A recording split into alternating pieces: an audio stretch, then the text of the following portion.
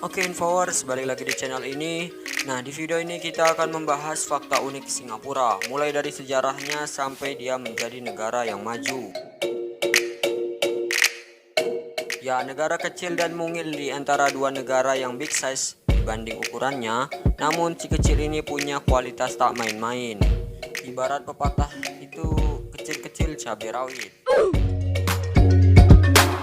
Singapura dulunya merupakan bagian dari kerajaan Sriwijaya. Ya, Sriwijaya yang terletak di Provinsi Sumatera Selatan, tepatnya di kota Palembang. Dan dulunya Singapura bernama Temase, yang artinya kota laut. Namun pada abad ke-16 hingga ke-19, wilayah ini berangsur-angsur menjadi milik penjajah Eropa, yaitu bangsa Portugis, Belanda, dan Inggris. Fakta lainnya yaitu negara ini banyak memiliki nama, yaitu antara lain pemberian nama oleh Jepang, yaitu Shonanto yang artinya cahaya dari selatan. Witty sekali ya. Sedangkan pemberian musafir Cina yaitu Pulau Chang yang berarti pulau ujung. Sedangkan Malaysia mengartikannya sebagai Pulau Ujong yang memang letaknya di ujung semenanjung Malaysia. Sedangkan pemberian pada masa kerajaan Sriwijaya yaitu Temase yang berasal dari bahasa Jawa kuno yang berarti kota laut. Dan yang terakhir nama yang disebut saat ini yaitu Singapura. Singapura berasal dari kata Simha dari bahasa Sangsekerta yang artinya hewan singa dan pura artinya kota. Jadi gabungan bahasa tersebut yaitu kota singa. Walaupun di negara tersebut tidak pernah hidup seekor singa pun.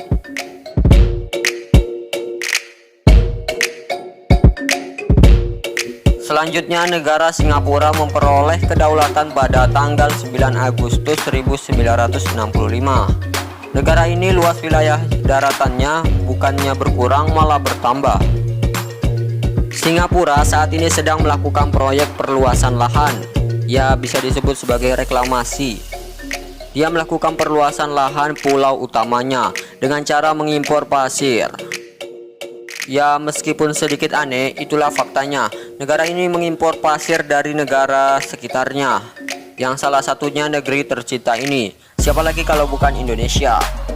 Negara sekitar Singapura yaitu Malaysia malah melarang ekspor pasir ke negara ini.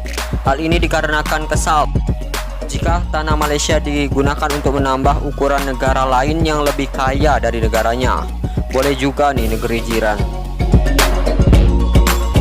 Singapura juga disebut sebagai negara 1001 larangan karena banyaknya peraturan tentunya.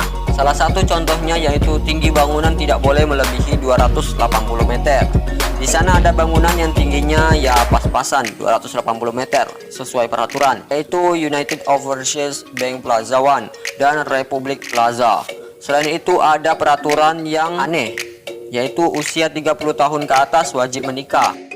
Terdengar unik namun memang unik. Ya, pemerintahnya pun ikut berperan tentunya dengan bekerja sama dengan agen Biro Jodoh Social Development Unit atau disingkat SDU.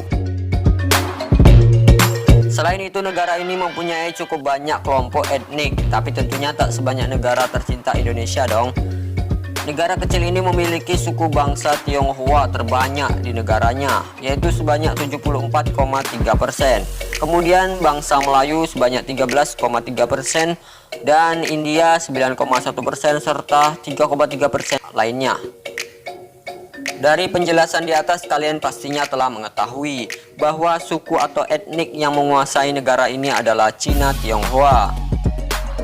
Tak heran jika negara ini seperti negara Cina di Asia Tenggara.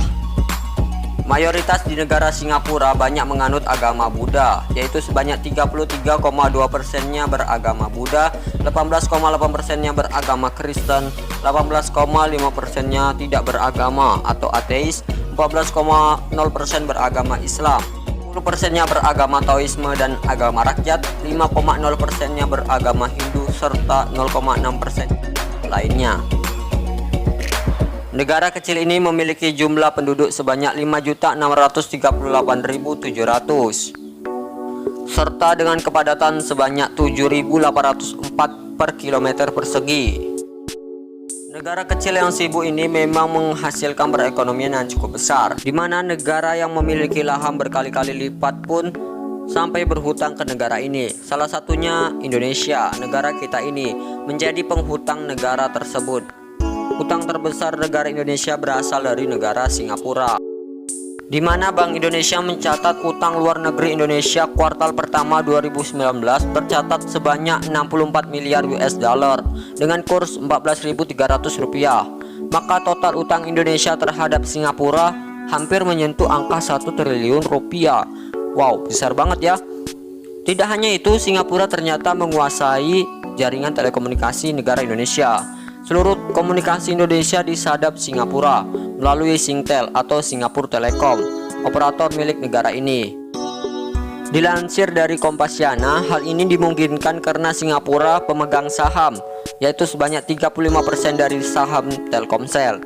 Hal ini dimanfaatkan sebagai fasilitas badan intelijen yang mencakup telepon dan lalu lintas internet. Hal unik juga nih, di dalam negara ini ternyata hubungan gay adalah ilegal, namun hubungan lesbian adalah legal.